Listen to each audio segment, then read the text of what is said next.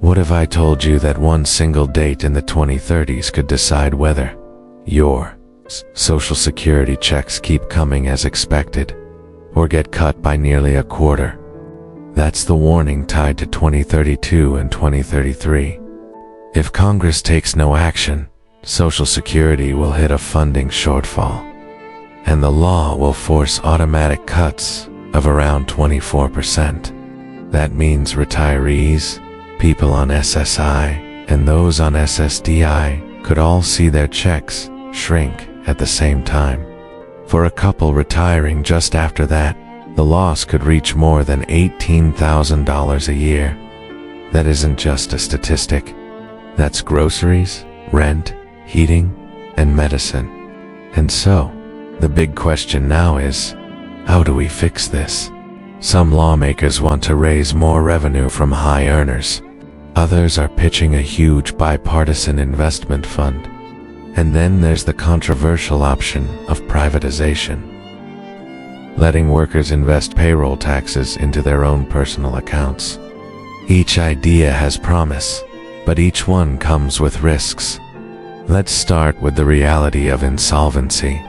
When you hear that word, it doesn't mean checks stop completely.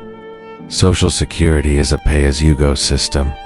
Today's workers pay today's retirees. Insolvency simply means the trust fund can't cover the gap between what's owed and what's collected. When that happens, the program can only pay out what it brings in through payroll taxes. That's where the figure of 76 cents on the dollar comes from. Benefits wouldn't disappear, but everyone would take a cut. So, what can be done to prevent that? Some lawmakers want to protect full benefits by asking the wealthiest Americans to contribute more. Senator Bernie Sanders has a bill called the Social Security Expansion Act. It not only secures the program well into the next century, but also adds about $200 per month to benefits. Representative John Larson has proposed the Social Security 2100 Act, which also extends solvency and updates parts of the program. And Senator Sheldon Whitehouse has put forward a plan that strengthens both Social Security and Medicare at once. The challenge: these bills raise taxes on very high earners, and that runs into stiff political opposition.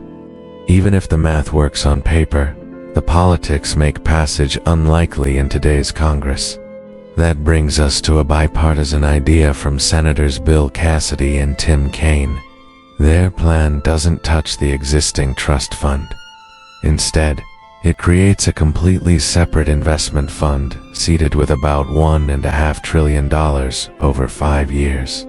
The goal would be to invest it over 75 years, aiming for market-level returns of 8 to 10%. If Social Security ever came up short, the Treasury would cover the payments, so beneficiaries still received full checks. Over time, the investment gains would repay the Treasury.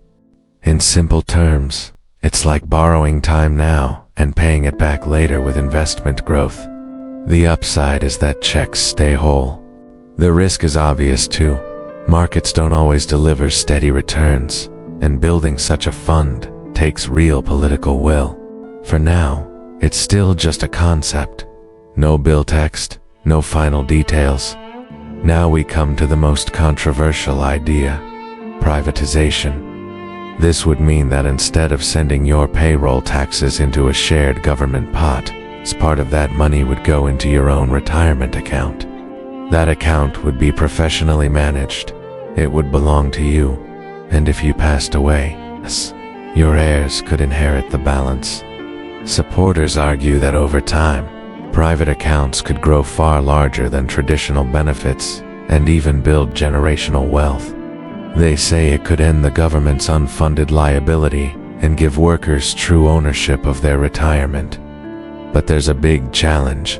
Current retirees still need to be paid. If younger workers start diverting their contributions into personal accounts, that leaves a funding hole for today's beneficiaries. Someone has to fill that hole, and without a careful transition plan, millions could be hurt. Any serious plan must guarantee that current retirees, people on SSI, Mendos on SSDI continue receiving 100% of their promised benefits, plus cost of living adjustments. Survivor and dependent benefits would also need to be protected. To see the potential of privatization, let's walk through a real number example. Imagine a worker earning $66,000 a year, their employee share of the Social Security.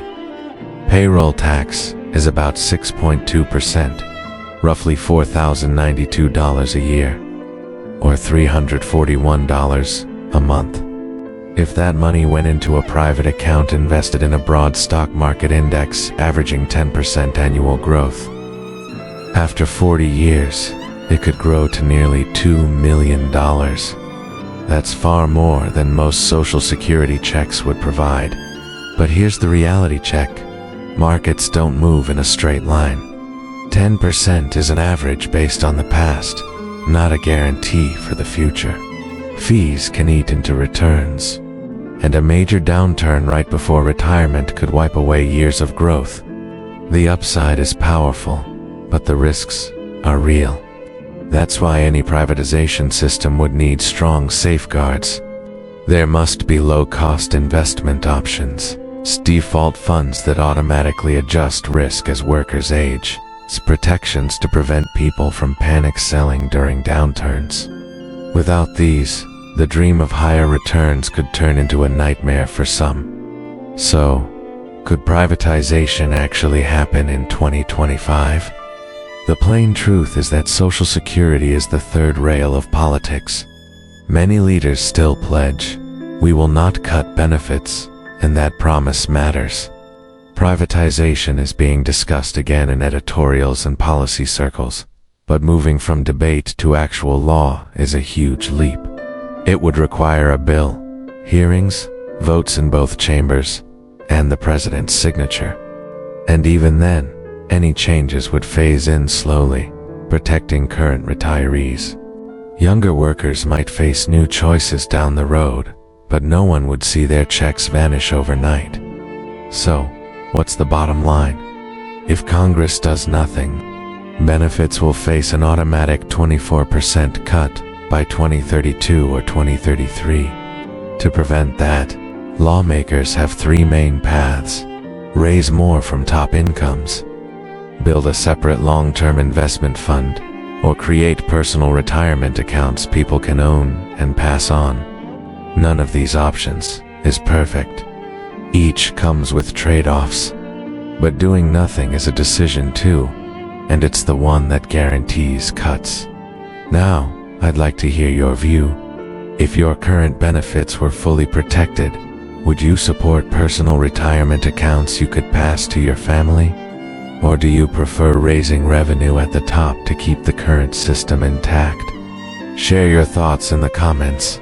Your story helps others understand the trade-offs. If this breakdown gave you clarity, please tap like so more people see it. For simple, fact-based updates on Social Security, SSI, SSDI, and the policies shaping your money, subscribe and turn on the bell. Your check is more than a number.